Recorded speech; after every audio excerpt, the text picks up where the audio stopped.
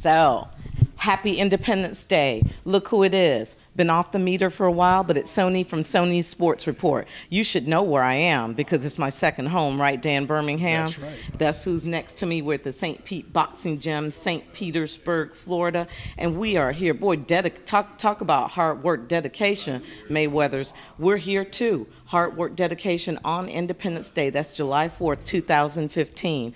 And I got Dan Birmingham to spend a little time with me. Let's talk about what's been going on. I walk in, I expect that little growl, but I still got a little peck on the cheek. So there's love for me here. Can I get one too, Dan? All right, now I feel at home. All right, so I'm with Dan Birmingham. He is the trainer and coach for Keith, one-time Thurman. You know what's going to be happening, and if you don't, you need to listen up now.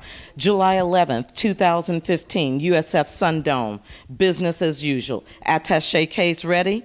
Oh, we're ready, very ready. The Thurman team keeps marching on to bigger and better things. This is a big fight for us. We're anxious. Louis Collazo, he's a tough guy, former champ. Keith's ready right now.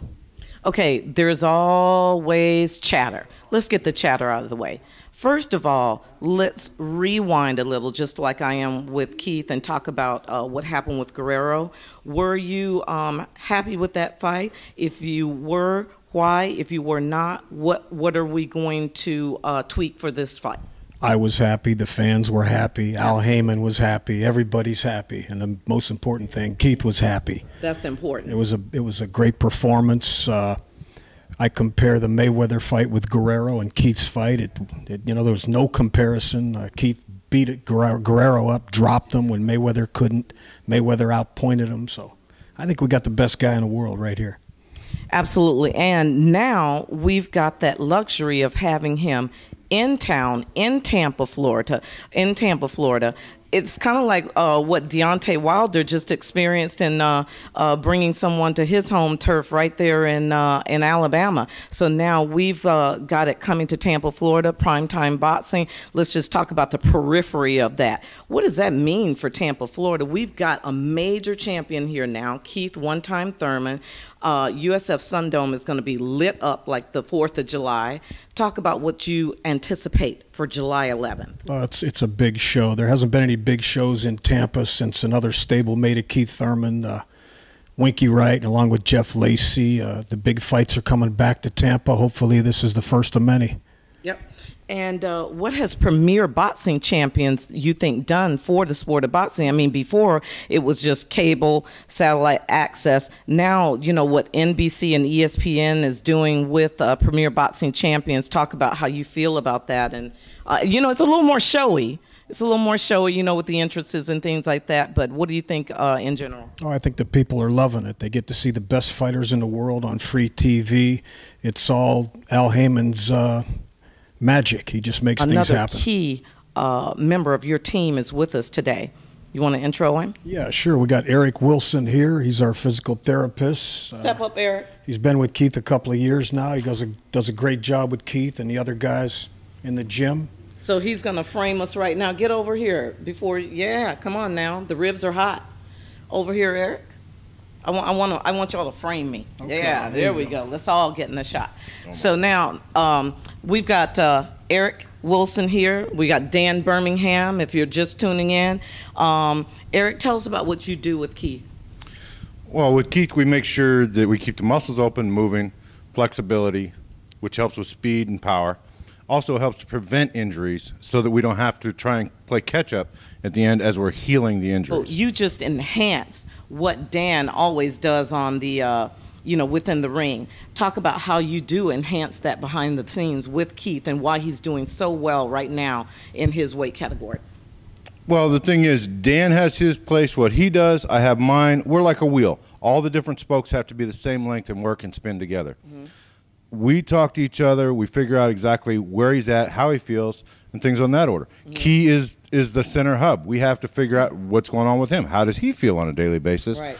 How's everything going? And we all come together. We make everything pop. And come fight night, we make it happen. Keith Thurman, the great fighter he is, with the natural talent that he already has, we know that he is KOs for life. And Eric Wilson, you're a big part of that. We were just talking about some of the stuff that you do behind the scenes. Now, once you get to fight night, how do you reel in what you're doing? Is it just then at that point you're just providing support or therapy, or what goes on fight night? On fight night, I'll be in the locker room, help to open up and lengthen the muscles so that we get more blood flow, more oxygen in, which helps with stamina and helps with speed. All the hard work's already done before we ever get to fight night. Exactly. You can't try and fix everything on fight night. It has to be done before. And we keep him moving. As long as the body's moving and flowing like water, there's never a problem. You know, the beauty of the Team Thurman is, like I was saying, there's not a lot of chaos in your corner. When you see Keith Thurman's corner, they are very focused. A lot of corners you'll watch in the boxing, and tell me, Dan and Eric, if you agree with this, a lot of boxers you'll watch, and when they go to the corner, everybody's yelling out stuff. Nothing's making sense. The boxer's trying to get water. How has it helped you to have a cohesive team and be so calm and have Keith so focused in the corner in each and every round? It doesn't change from round to round. First, Dan. Well, I've been around a couple of years. You know, the experience helps. But I had a You great... trying to say you're getting old, Dan? Oh, no. 60-something isn't that old nowadays. It's a new 40. But anyway, it's just, you know, through the years, learning patience. No matter how tough the fight gets, you have to think clearly and try not to get emotionally involved and try to pull from your strategic mind to guide the fighter. Now, there is one key piece left here, too, that's missing. We all know who it is. I got a text about 9 a.m. with something about marinating ribs since 5 a.m. Who am I talking about, guys? You're talking about Chris Getty, Ben's son, yes. That's right. Talk a little bit about Chris and what he does. Well, Chris has been with us for a while now. Ben passed away, and, you know, Chris came in, and we keep Ben's spirit alive that way. We always have a Getty in here around Keith, and he does a good job. He takes care of a lot of the details for us. Right. So, Keith, we're missing, Chris, we're missing you, and we're waiting for our rack. We're waiting for a rack of ribs, and I would actually like some macaroni and cheese on the side if it's not too much trouble.